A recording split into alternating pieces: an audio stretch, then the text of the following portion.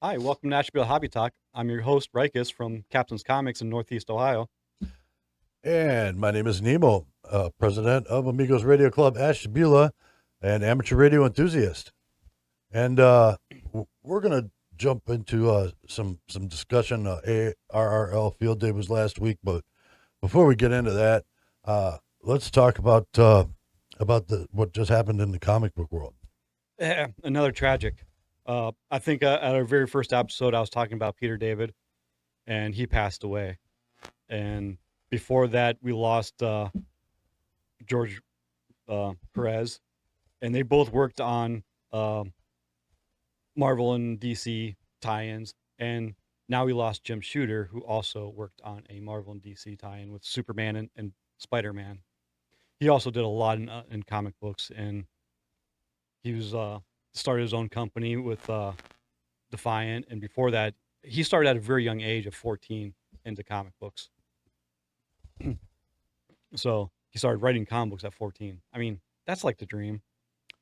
Yeah, so he wasn't just a writer; he was kind of a rebel in the comic book world, He was wasn't a he? bit controversial, yeah. I mean, he ruffled a little bit of feathers, but some say he got the job done that needed to get done. So Yeah, well, he had something to do with the Secret Wars, which is really when I just after that was when I started kind of not really having time to read comic books. hmm So I can say I really enjoyed that series there, right, and was Infinity Gauntlet was after that, but yep. I can say I appreciate seeing all that stuff coming to the big screen and what all you could see that influence from the writer back then in the movie for sure. He actually orchestrated all that stuff pretty decently, and he also did the Dark Phoenix thing. He orchestrated that pretty good.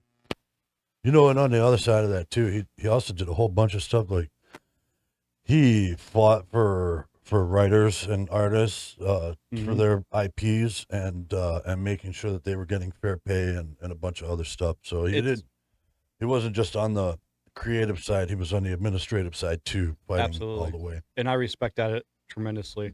It's I grew up as an Image kid. I grew up when the Rebels started breaking off from Marvel and started their own company, and Jim Shooter kind of started that too with Defiant and Valiant. He did a lot in Valiant, but before all that, I mean, there you had your Atlas Seaboard, and I want to talk about that in a whole other episode. I think I want to get into that. That's like a whole other discussion. Yeah, there's a lot to all of that. And actually, you could probably pick any of the things that he was involved in and make a whole hour-long show out of it. Right. Well, he wasn't on board with the Atlas, but that was a whole rebel breaking off from the big Marvel. Right, right. Well, man, it's sad that he's passed on. There's a lot of greats that are in there, and I actually saw a couple interviews of him with him just this past week. hmm I was watching some interviews about him and with him, and it seems like he really did a lot for the comic book industry. Yep. From beginning to end, he was all about the comics. You gotta love somebody who just jumps right into it too with both feet when they're young, Yep. because that really and follows through into a large scale professional career because that really shows that they're passionate. He made a whole career out of it. Absolutely, absolutely. The fan base is mourning.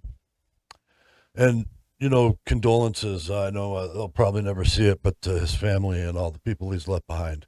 Because Absolutely. I always say every loss is a tragic one, even if it was somebody we didn't like, it would still be a tragic loss. And in this case, a great gift to the community is gone and to the planet. Hopefully, the comic community can get their feet on the board and spend a long time without another loss like this, because it's just blow after blow. It's tragic. Maybe there's a conspiracy behind that, but we won't get into that on this show. All right. So we did do ARRL Field Day, and we were out at Crabapple Cove, picnic area in Geneva State Park, and Yep. we had a pretty good setup there. And Ruckus, you came out to the event site there. You came out a little late Sunday after we'd all been worn out and Yeah. And and drug you drug guys look around. pretty tired, Yeah, but you guys well, are still going too. You getting all those hits. yeah, and I think it's time that we, a lot of people have been asking about, asking and wondering about our line producer guy, who is also an amateur radio operator and helps us out here in the studio. So if you don't mind, I'd like to go ahead and bring him in, and we could talk a little bit about. But before we do that, did you have any questions you wanted me to answer since you were there? Well, you had like a lot of different antennas. I noticed you had like 3 or 4 different antennas, and you were saying each one of those was designed for something specific. Yeah. Okay. So we did have a bunch of antennas. We had a 2-meter 440 antenna, I believe, that was set up there. Was A 2-meter and 440 on a simplified explanation, they are FM transmission receive antennas that are similar in frequency to like the handheld FRS radios that you would get at like a Walmart. Right, those would be 440. Correct. I understand that. Thank you, director. That's what I said, 2-meter 440. And but our licensing allows us a little more power on those frequencies. They're not exactly the same frequencies as FRS, but the modulation is the same. We also had some HF radios. Some of them were wire antennas, some of them were ground plane antennas, and I believe we had a beam antenna there also. So the difference between those 3 kinds of antennas is the radiation pattern. On a ground plane antenna, it kind of shoots the radiation, the radio wave, as it were, kind of straight up in the air and out like a big waterfall. So your radius is about maybe 300 miles ish. Oh wow. We call it like an MVIS thing. It's great for using HF in a limited space. So it's 150 degrees radius 100, from 180. 150 miles from center Yeah, basically. in all directions. Now we also had a wire antenna. The wire antenna also was on HF. Was that the one hanging from the trees? Yeah, that was hanging from the trees. It was about 60 feet long or so.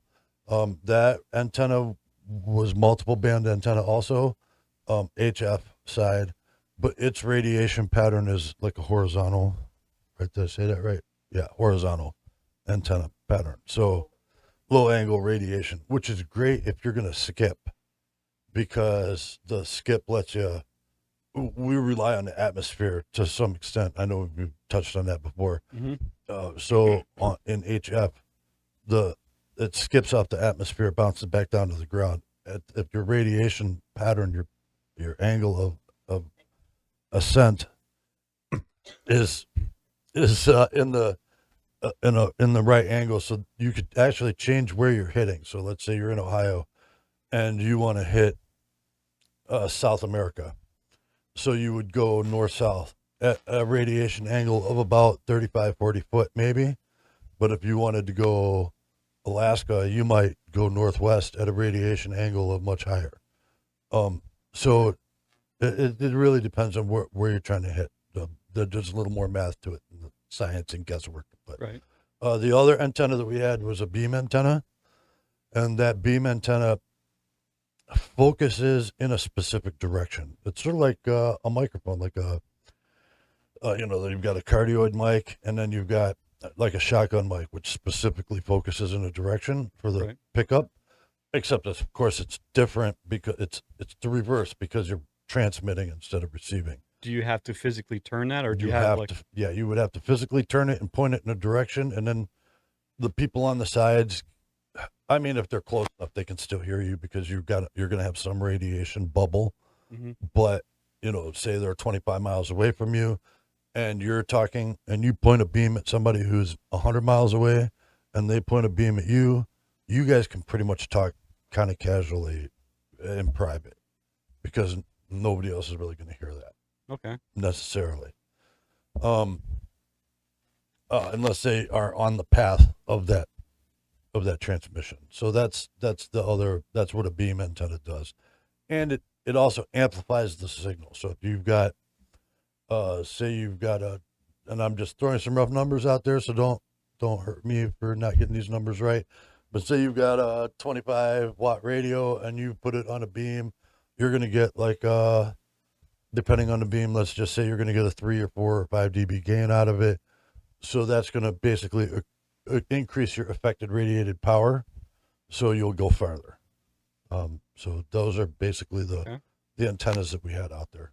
And the whole point of field day is to talk to as many people as you can throughout as far as you can. You know, let me explain that a little bit more. The whole point of field day is to make sure that our equipment is up and running and that we are serviceable as operators in an emergency Okay. situation.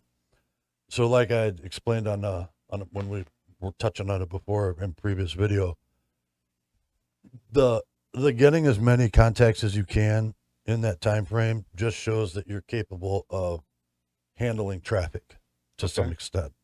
So say in an emergency situation, you would be setting up remotely entirely on batteries as we were, and you would be managing traffic. So not just dispatching, you would probably be dispatching and helping with emergency rescue operations and or traffic control, things along those lines. But you would also be doing message handling. Message handling is a big part of what we do. So say you have a friend that's in the California wildfires, or more specifically, we'll take the North Carolina, Tennessee hurricane that just went through here last year. I had 3 people come to me and say, I'm missing friends in North Carolina and Tennessee and Florida when those 2 hurricanes came through. And I got on the radio and I called down there and I found people who could go out and look for those people and get them to contact home.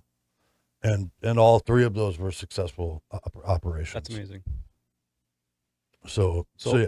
While I was there, I noticed that you got someone from Utah.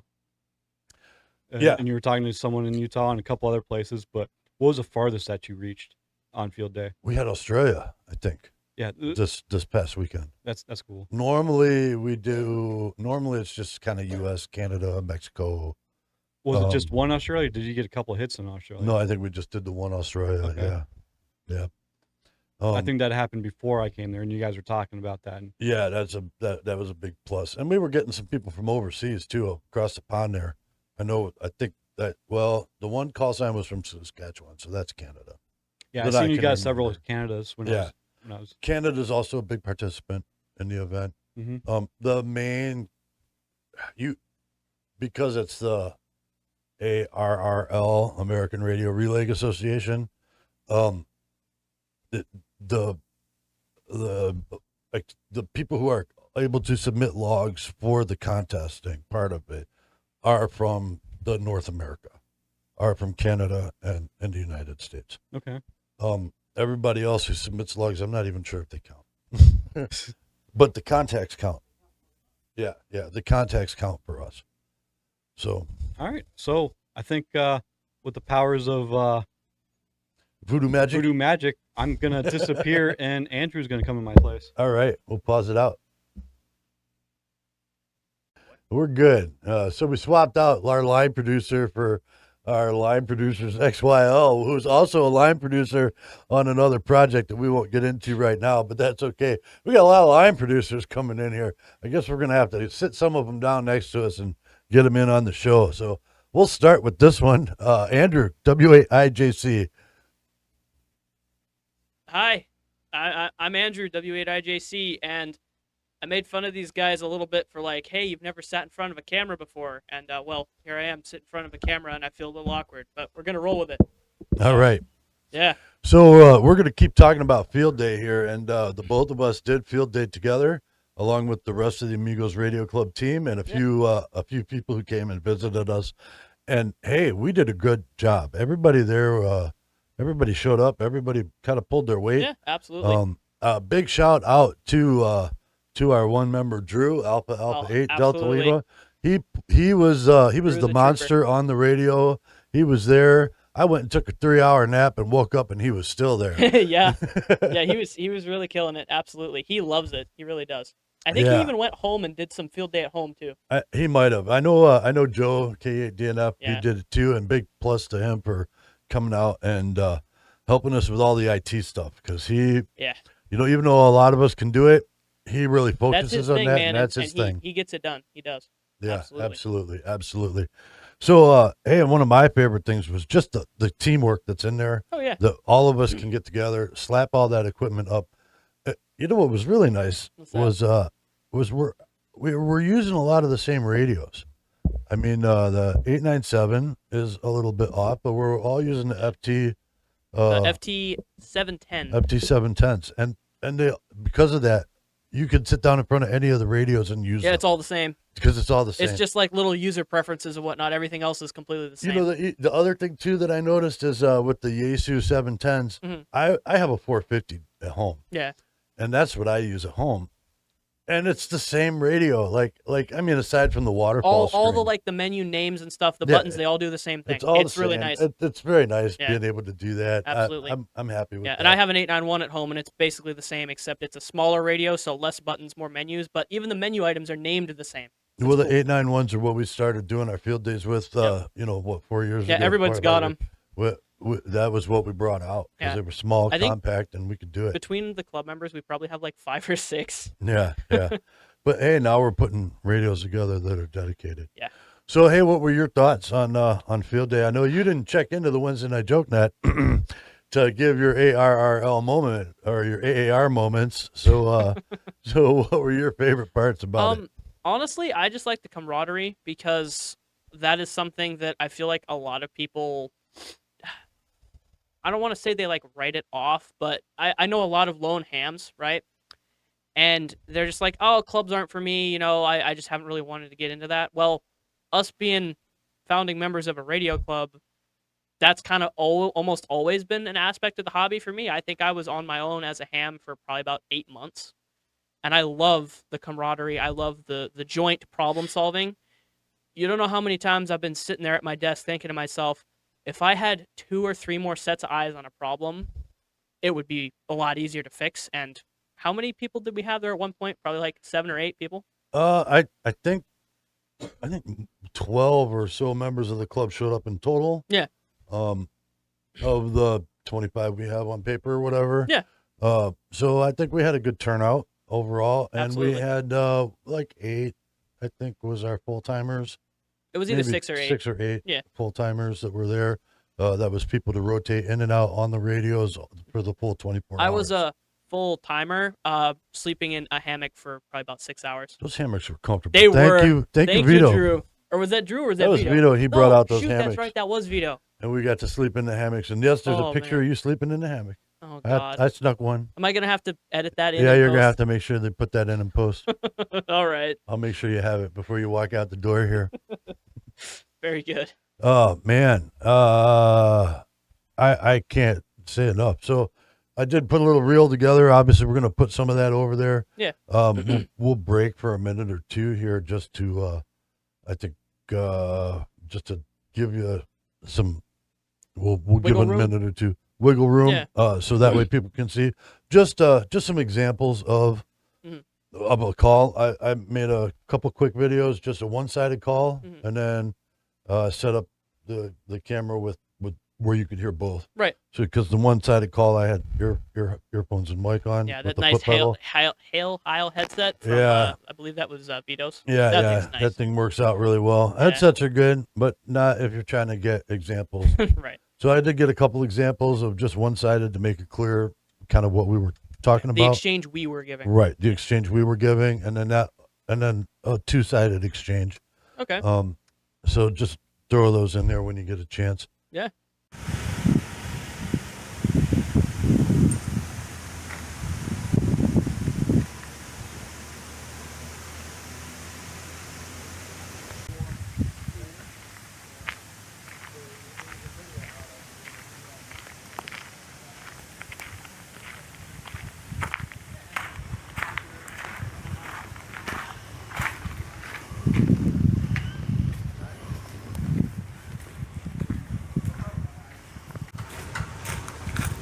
Over here. So we're actually. Alpha Charlie 8, Yankee Juliet, CQ photo.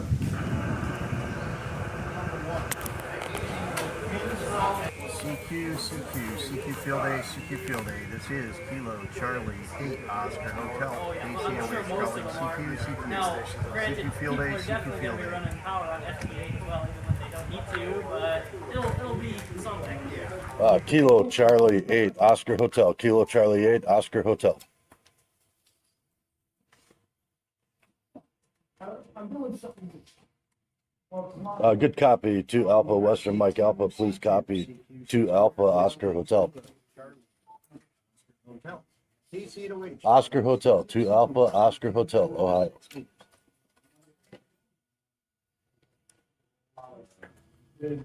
Kilo Charlie 8 Oscar Hotel.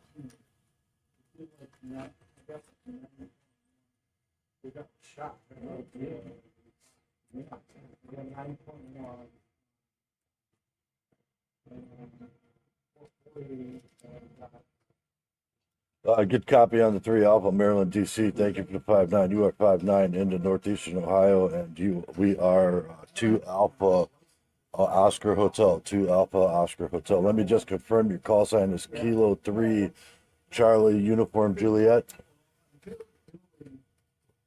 All right, QSL, thank you for the contact. Kilo Charlie 8 Oscar Hotel.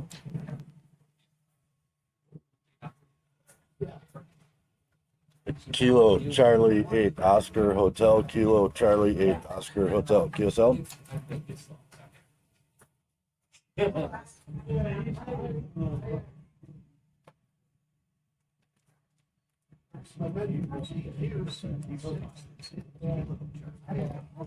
All right, thank you for the 3 Foxtrot NNY Northern New York. We are 2 Alpha Oscar Hotel, 2 Alpha Ohio.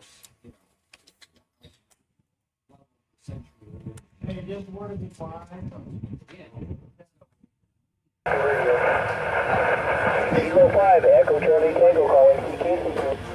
Kilo Charlie 8 Oscar Hotel. Make sure you change your Kilo 7, Bravo Whiskey something, stand by. Kilo Charlie 8 Oscar Hotel, 3 Alpha, November Tango X-ray. Good copy on 3 Alpha November Tango X-ray. Please copy 2 Alpha Oscar Hotel. 2 Alpha Oscar Hotel, appreciate your call. Good luck in 7-3. Kilo 7, Bravo Whiskey question mark. Victor Echo 3, Delta Charlie. We are 1 Alpha Sierra Kilo. 1 Alpha Sierra Kilo.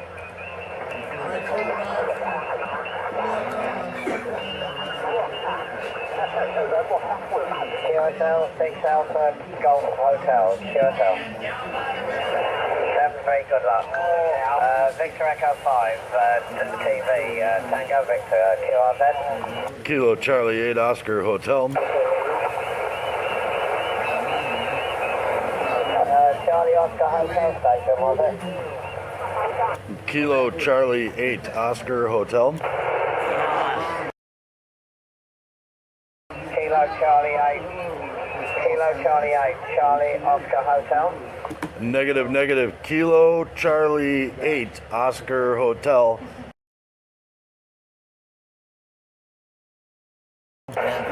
Roger, I'm trying to make your call sign. What it is. You are live on YouTube. We are 1 Alpha Sierra You got this guy. 1 Alpha Sierra Kilo. All right, good copy on 1 Alpha Sierra Kilo. Thank you for the contact. Please copy Ashtabula Hobby 3 Talk. Al or 2 2 Alpha 2 Alpha Oscar Hotel. Roger. The host and the guy Alpha Oscar Hotel. Roger. Hey, can you run your call by me one more time? Yeah, sorry, there's a bit of QRV there, but I think you're asking for the call sign. It's Victor Echo 5, Tango Victor. Victor Echo 5, Tango Victor. QSL Victor Echo 5 Tango Victor. Thank you for the 1A Sierra Kilo, and we are 2A Oscar Hotel. Thank you again. Roger,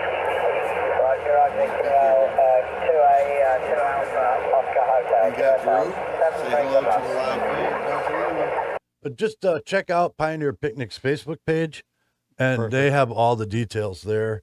And myself, the only thing I do there is I'm in charge of the vendors for the craft and vendor show part of it. But the rest of the fair, I mean, there's horse rides and what are those the Power Wheels ATV, demolition derby. There's What? There's gonna be a demolition derby with there's- Power Wheels? yeah. There's Are gonna those be a gonna cornhole kids driving competition. them or grown adults? Little kids. Oh man, that's such awesome. There's fun. going to be a cornhole competition. I think they were talking about bringing the tractor pulls back. I don't know. There's a guy that shows up there as Abraham Lincoln, and he gets up on the stage and he makes the speech, and then he sits down for a Q&A, and he is on point. He knows everything. I got some questions for that guy. Yeah, I would like to is learn more awesome. about Abraham Lincoln. Yeah, and then of course we set up a booth there too to pass out information and play amateur radio a little bit too. So it's a good time. People should show up to that last weekend of September, or last weekend of August. Sorry, Okay, first weekend of September. That weekend is the holiday, we got a lot going on. and we'll put some more information up on screen when we get it. All right. Well, thank you everybody again for joining us today and tonight. I guess it's today into tonight. And we're going to start doing these things live, and we've got some really cool stuff coming down the pike here. Like, subscribe, meet us here every Thursday. All right.